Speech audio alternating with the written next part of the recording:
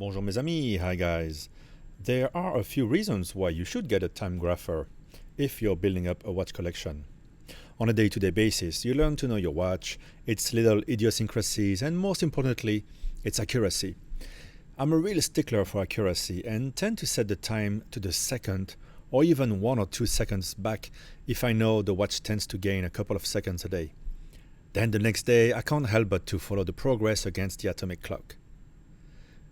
I do have a good idea of how my watches perform in real life, which means spending a lot of time horizontally at work, sometimes crown down as I walk, flat again or crown up when I take them off, etc. A timegrapher is a nice tool to put your mind at ease. When you're about to make a second-hand purchase or have just done so, testing the watch's health is paramount to see if you're likely to need service on the watch, which might add to the cost of your purchase. If all is tip-top at the point of purchase, it will be good to check once a year if the amplitude, the beat error, and the rate per day in different positions have degraded.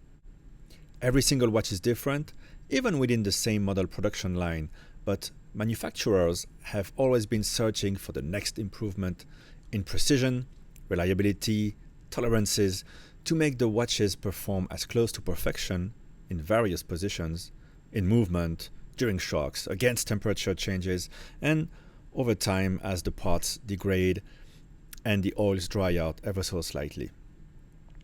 One of the main reasons Rolex is the #1 brand is how tight their manufacturing tolerances are, to the point of surpassing official chronometric standards and guaranteeing a plus or minus 2 seconds a day performance, which is incredible given their production volume. Not only that, but they are tough and meant to be worn hard without letting you down. Rolex is pretty much in a class of its own. Having said that, you'll often hear people denigrating ETA movements, mass-produced calibers that have powered countless watches and allowed countless brands to be able to even exist. You should understand that there are different grades for each of their calibers, and that a high-grade 2824 can not only look good, but perform admirably for a long time, as I found out by testing a never-serviced discontinued Longines. Then you can get deeper into the analysis of your timepiece by analyzing how it performs throughout the power reserve range, another pet peeve of watchmakers.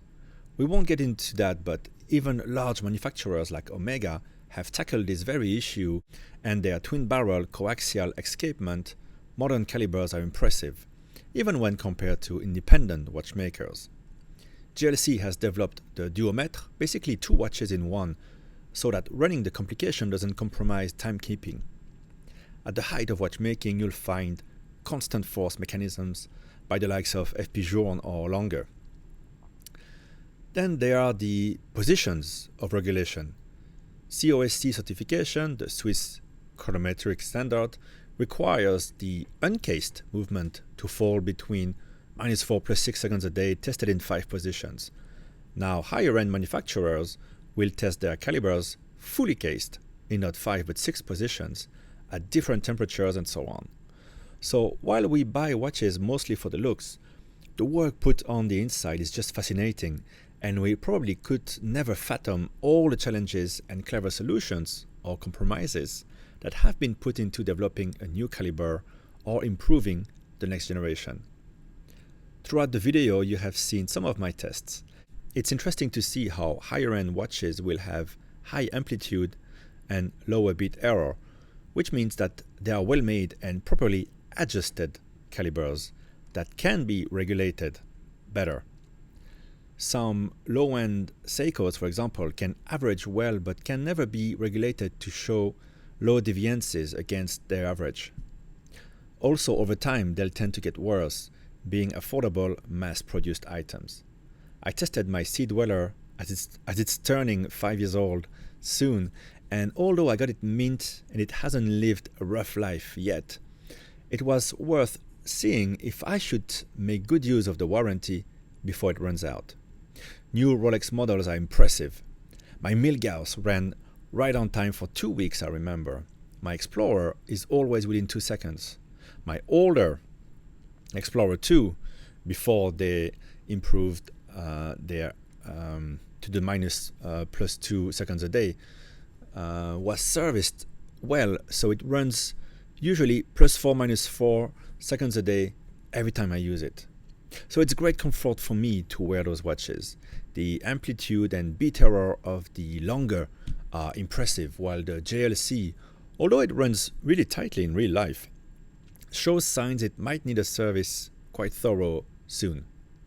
But the real treat was my Longines Legend Diver. It's never been serviced. I've had it for a couple of years. I bought it used, and it's been discontinued for so long that the watch certainly falls well within the recommended service period, but yet the ETA inside performs damn near perfect in every position. It goes to show, right? Let me know in the comments if you've experienced with one of these Timegraphers. I got mine here at a watch gear shop. There seems to be different manufacturers of similarly looking devices. Just shop around and avoid the cheap stuff. Mine works well and bears the brand Weishi, reference 1000. Be a bit careful how you set the watch in. As you can see, I put a bit of plastic and tape on the metal end to protect my watches.